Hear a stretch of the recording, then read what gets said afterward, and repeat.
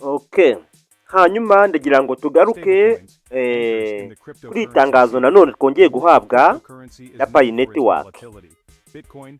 Bapayonazi rero nubwo mukomeza kwinuba bavandimwe mureke kwinuba rwose, mureke kwinuba kuko buriya inkono ihira igihe. Hano rero hari abantu bakunda kugira ikibazo iyo haje amatangazo ntihaze itangazo bifuza, abacika intege mu mushinga kumayininga bigahagarara, gukora icyo basabwa bigahagarara, bigatuma n'ubundi bakomeza gutinda kubona migration, amakiwayisi ndetse n'ibindi. Aha rero ndagira ngo mbere yuko twinjira mu kiganiro cya update twahawe, ndagira ngo nongere mbaremo umutima, ndagira ngo nongere mbagaruremo icyizere cya Pi nk'uko twatangiye tugira. Murabizi yuko Pi igiye kuzuza imyaka 3 tuyimayininga. Aha rero nimba umaze imyaka 5 n'amezi menshi cyane umayininga Pi, ndatekereza yuko uyu munsi ntabwo ukwiriye gucika intege kubera yuko wenda yazanye itangazo ridahura n'icyo wifuza cyangwa n'ibitekerezo wifuza. Aha rero ndagira ngo tubigendanemo neza, hanyuma umuntu wese amayininga Pi yongere yumve yuko ino ni coin yaje kandi yaje nk'izindi zose. Ndatekereza yuko ino Pi nayo yarotinze ifite agaciro kurusha izindi, kandi murabizi yuko izo Pi cyangwa izo coin zaje ziri munsi ya Pi, ariko ubu ngubu uyimayininga ndatekereza yuko utapfundura n'agashumi k'inkweto ziwe. Niyo mpamvu rero coin iyo yarocinze hari byinshi cyane igenderaho kugira ngo nayo izamurwe mu ntera. Ibyo byose nibyo tuzaganira mu kiganiro kizakurikira iki ngiki, kugira ngo nawe wumve igituma Pi idahita igera kuri GCV nk'uko benshi cyane tubitekereza. Yes. Hanyuma rero ndabasuhuje mbaye ikaze mu kiganiro, babwira ngo twagarutse kuri update twahawe na Pi Network kuri uyu munsi. Mbere yuko rero twinjira muri iri tangazo, reka mbwira abantu bashyashya ngo mujye mwibuka gukanda subscribe, hanyuma mukaye no kunzogera kugira ngo namwe mujye mugerwaho na notification y'ikiganiro. Nawe uramaze gukanda subscribe, ukanda like, usharinge, maze usige igitekerezo cyawe muri comment. Yes, bahaye ikaze. Uyu munsi rero buri muntu wese uza kwinjira muri apps yiwe ya Pi Network agiye kumayininga arasanga itangazo twari dufite rya Pi Today ryahindutse, ahubwo baduhaye irindi tangazo rishyashya. Itangazo baduhaye rero ni itangazo rijyanye n'iki? Ese bariduhaye ryari? Ese ninde waritangaje? Itangazo rero baduhaye ni itangazo rya Pi Apps Studio. Murabizi ino Apps Studio twayivuzeho cyane, twayivuzeho byinshi cyane, none na Pi Network bongeye barigarutseho. Iri tangazo rero twarihawe na Pi Core Team nk'uko bisanzwe, aho bariduhaye ku itariki 3 z'ukwezi kwa karindwi ku isaha 4:49 après-midi. Okay. Iri tangazo rero riragira riti creating apps studio, Pi apps studio means anyone regardless of technology knowledge. Aha bishatse kuvuga ngo create apps yawe ya app studio unyuze muri iyi app studio baduhaye. Murabizi yuko iyo ugiye kuri app studio urasangamo ziriya AI Gen, harimo nyinshi cyane nk'uko twayibonye muri video yabanje. Ndagira ngo buri muntu wese ukurikira Pi Mining TV agerageze akreye ino apps kuko ni ingenzi mu buzima bwe. muraza reka dukore twumva rino tangazo kuko uraza kumva ibyiza by'iyi apps ndetse n'impamvu twiriye kuyikreye. Batubwiye ko tuza gukraya ino apps tunyuze muri App Studio. Batubwiye ngo anyone must have this apps. Umuntu wese agomba kugira ino app studio kugira ngo nawe abashe kugira gute rero. Batubwiye ngo to own and learning online products and business building around their expertise and ideas. Hano batubwiye ngo iyi apps izadufasha gucuruza ibicuruzwa byacu online ndetse no gucishaho ibindi bitekerezo bitandukanye. This is made possible through the use of AI and supported by the blockchain ecosystem. Kugira ngo rero ukereye ino apps tuzayifashwamo n'iriya AI twari twatangajwe mu itangazo ryabanjirije iriya Pay Today, aho batubwiraga ngo twitegure AI igiye kuzadufasha gukereya anuma apps. Iriya AI rero muyibuke yuko ariyo twitaga Gen AI. Iyi rero nigiye kudufasha gukereya ino apps.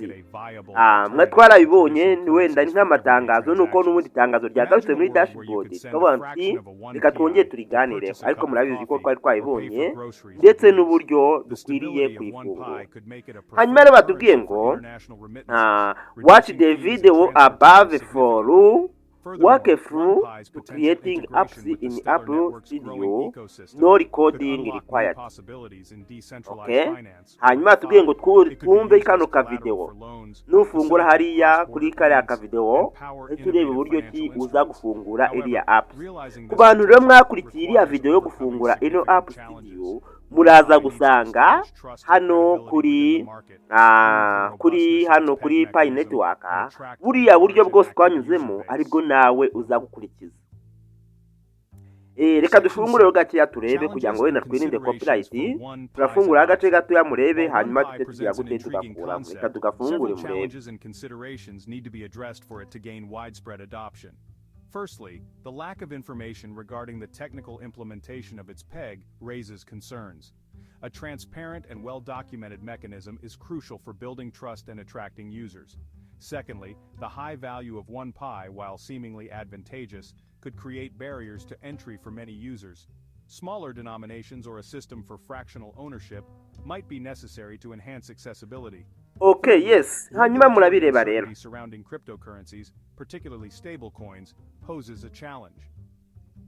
Yes, hanyuma rero murabireba, izose nizo nzira twagiye dukoresha tunyuramo kugira ngo natwe dufungure iriya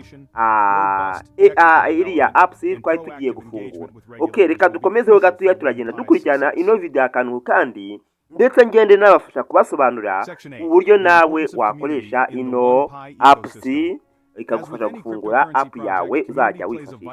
Reba hariya hejuru batubwiye ngo App Studio. Hano hose twagiye tuhagera, reka dukomeze turebe. Okay, reka dukomeze turebe, tegereze. Hanyuma hano hose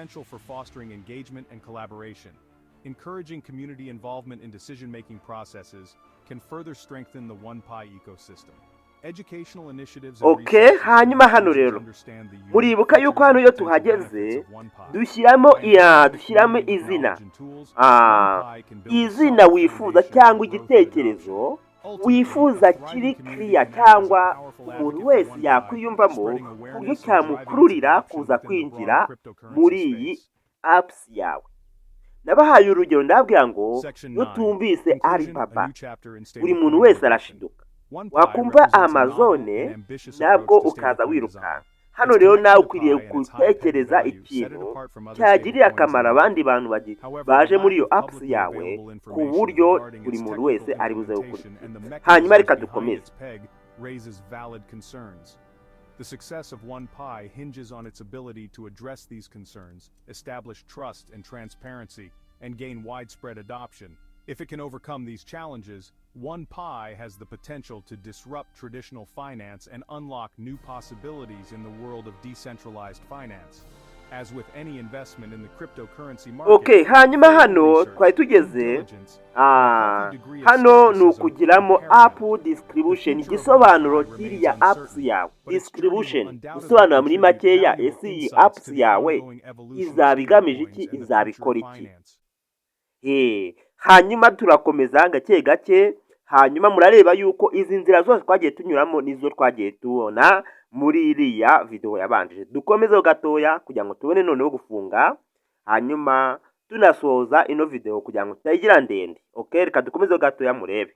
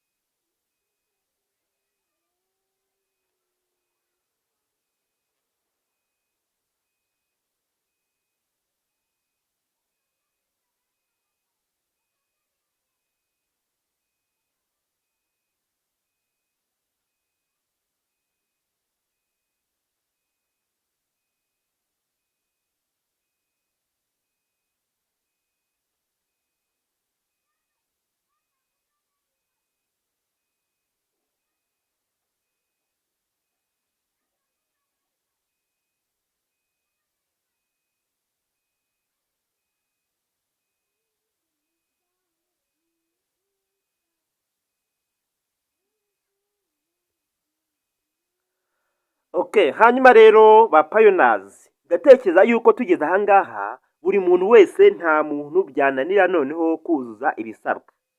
Ndatekereza yuko niwitegereza urasanga iyi ngiyi ni ya video n'ubundi twakoze muri ya video twari twapanze yo kukereya ino apps kugira ngo buri muntu wese aze kugera apps yiwe. Hanyuma rero katuyirebe tuyirangize, hanyuma nawe uze kureba noneho uko biza kurangira, nawe uze kurangiza umenye uko uza gufungura ino apps yawe. Hanyuma nizere yuko buri muntu wese aza kwinjira muri dashboard yiwe aza kugerageza akareba ino video akayirangiza. Hanyuma rero reka dusoze twe kurangiza ino video, kuko tugiye kuyirangiza yazana copyright bigatuma noneho ikiganiro cyacu kitagenda neza nk'uko twagiteguye. Hanyuma reka dusoreze ahangaha mbabwira ngo buri muntu wese agerageze afungure agire apps yiwe, babwira ngo igihe udafite payi available balance ntago washobora gufungura ino apps kuko biragusaba kuba ufiteho nibura payi kuri available balance. Yes, ndabashimiye rero, twe tubane mu biganiro bitandukanye kandi mukomeze munogerwe n'iminsi igiye itandukanye, kandi mukomeze mugire amahirwe muyakesha Pi Network. Bye bye.